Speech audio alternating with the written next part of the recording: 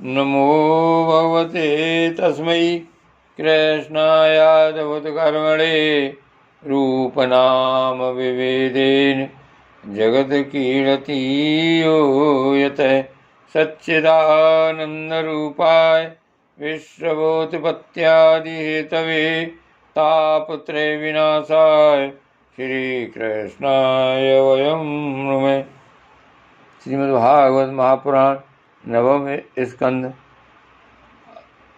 15वां अध्याय। ऋचिक, जमदग्नि और परशुराम जी का चरित्र।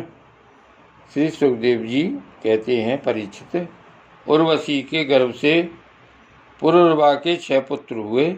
आयु, श्रुतायु, सत्यायु, रय, विजय और जय। श्रुतायु का पुत्र था वसुमान, सत्यायु का श्रुत संजय, रय का एक और जय का अमित, विजय का भीम, भीम का कांचन, कांचन का होत्र और होत्र का पुत्र था जहनु। ये जहनु वही थे जो गंगा जी को अपनी अंजलि में लेकर पी गए थे। जहनु का पुत्र था पुरु, पुरु का बलाक और बलाक का अजक, अजक का कुश था। कुश के 4 पुत्र थे, कुशाम्बु, तनय, वसु और कुशनाभ। इनमें से कुशाम्बु के पुत्र गाधी हुए। परीक्षित, गाधी की कन्या का नाम था सत्यवती। ऋचिक ऋषि ने गाधी से उनकी कन्या मांगी। गाधी ने यह समझकर कि ये कन्या के योग वर नहीं है, ऋचिक से कहा, मुनिवर, हम लोग कुशिक वंश के हैं, हमारी कन्या मिलनी कठिन है, इसलिए आप 1000 ऐसे घोड़े लाकर मुझे शुक्ल रूप में दीजिए, जिनका सारा शरीर तो श्वेत हो, परंतु एक एक कान श्याम वर्ण का हो। जब गाधी ने यह बात कही तब ऋचिक मुनि उनका आश्रय समझ गए और वरुण के पास जाकर वैसे ही घोड़े ले आए तथा उन्हें देखकर सुंदरी सत्यवती से विवाह कर लिया। एक बार महिषी ऋषि से उनकी पत्नी और सास दोनों ने ही पुत्र प्राप्ति के लिए प्रार्थना की। महिषी ऋचिक ने उनकी प्रार्थना स्वीकार करके दोनों के लिए अलग अलग मंत्रों से चरु पकाया और स्नान करने के लिए चले गए। सत्यवती की मां ने यह समझकर कि ऋषि ने अपनी पत्नी के लिए श्रेष्ठ चरु पकाया होगा, उससे वह चरु मांग लिया। इस पर सत्यवती ने अपना चरु तो माँ को दे दिया और माँ का चरु वह स्वयं खा गई। जब ऋचिक मुनि को इस बात का पता चला तब उन्होंने अपनी पत्नी सत्यवती से कहा कि तुमने बड़ा अनर्थ कर डाला। अब तुम्हारा पुत्र तो लोगों को दंड देने वाला घोर प्रकृति का होगा और तुम्हारा भाई होगा एक श्रेष्ठ ब्रह्मवेत्ता। सत्यवती ने ऋचिक मुनि को प्रसन्न किया और प्रार्थना की कि स्वामी, ऐसा नहीं होना चाहिए।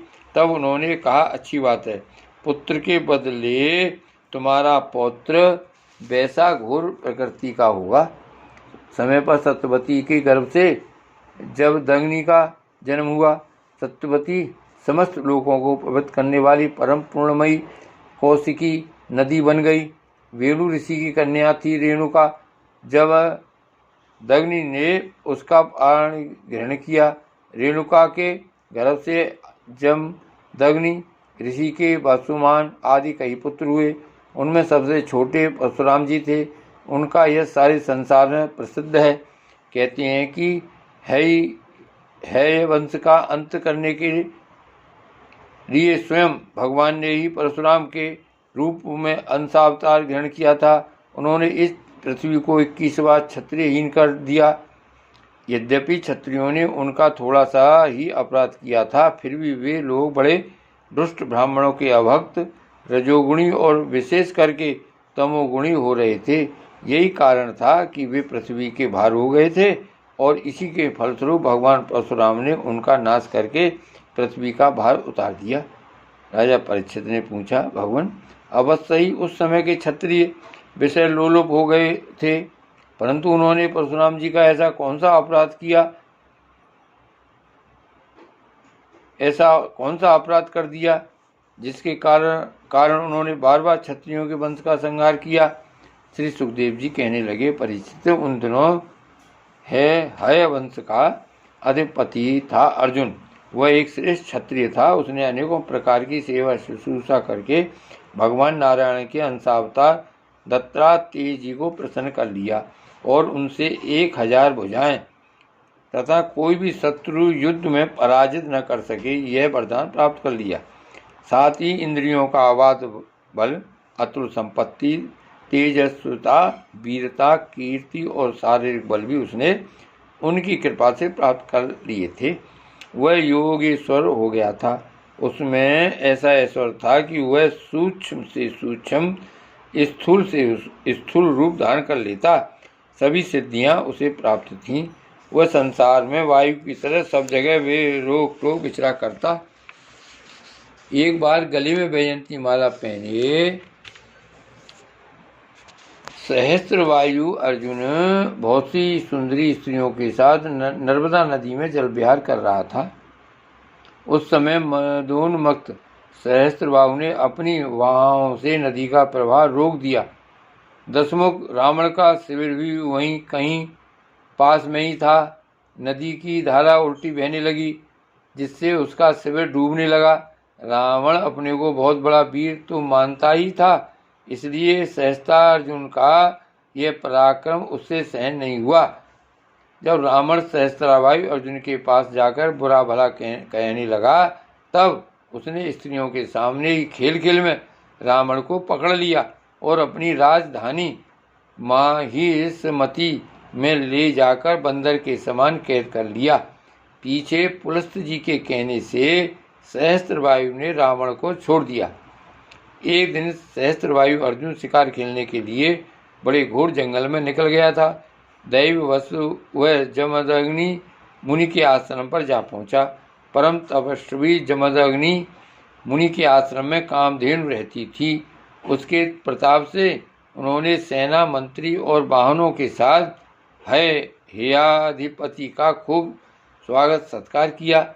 फिर हेयाधिपति ने देखा कि जमदग्नि मुनि का ऐश्वर्य तो मुझसे भी बड़ा चला है, इसलिए उसने उनके स्वागत सत्कार को कुछ भी आदर न देकर कामधेनु को ही ले लेना चाहा। उसने अभिमानवश जमदग्नि मुनि से मांगा भी नहीं, अपने सेवकों को आज्ञा दी कि कामधेनु को छीन ले चलो। उसकी आज्ञा से उसके सेवक बछड़े के साथ वहाँ डकारती हुई कामधेनु को बलपूर्वक महिष्मतिपुरी ले गए। जब वे सब चले गए, तब परशुराम जी आश्रम पर आए और उसकी दुष्टता का वृतांत सुनकर चोट खाए हुए सांप की तरह क्रोध से तिलमिला उठे। वे अपना भयंकर फरसा, तरकस, ढाल एवं धनुष लेकर बड़े वेग से उसके पीछे दौड़े, जैसे कोई किसी से न दबने वाला सिंह हाथी पर टूट पड़े। सहस्त्रवायु अर्जुन अभी अपने नगर में प्रवेश कर ही रहा था कि उसने देखा परशुराम जी महाराज बड़े वेग से उसकी ओर झपटे आ रहे हैं। उनकी बड़ी विलक्षण झांकी थी। वे हाथ में धनुष्मान और फरसा लिए हुए थे, शरीर पर काला मृग चर्म धारण किए हुए थे और उनकी जटाएं सूर्य की किरणों के समान चमक रही थीं। उन्हें देखते ही उसने गदा, खड़ग, बाण, दृष्टि, शतअग्नि और शक्ति आदि आयुधों से सुसज्जित एवं हाथी, घोड़े, रथ तथा पदातियों से युक्त अत्यंत भयंकर 17 अक्षौहिणी सेना भेजी। भगवान परशुराम ने बात की बात में अकेले ही उस सारी सेना को नष्ट कर दिया। भगवान परशुराम जी की गति मन और वायु के समान थी। बस वे शत्रु की सेना काटते ही जा रहे थे। जहाँ जहाँ वे अपने फरसे का प्रहार करते, वहाँ सारथी और वाहनों के साथ बड़े बड़े वीरों की बाहें, जांघें और कंधे कट कट कर पृथ्वी पर गिरते जाते थे।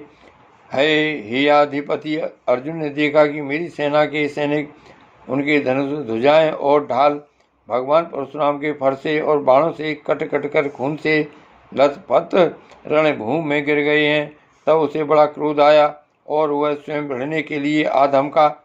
उसने एक साथ ही अपनी 1000 भुजाओं से 500 धनुषों पर बाण चढ़ाए और परशुराम जी पर छोड़े, परंतु परशुराम जी तो समस्त शस्त्रधारियों के शिरोमणि ठहरे।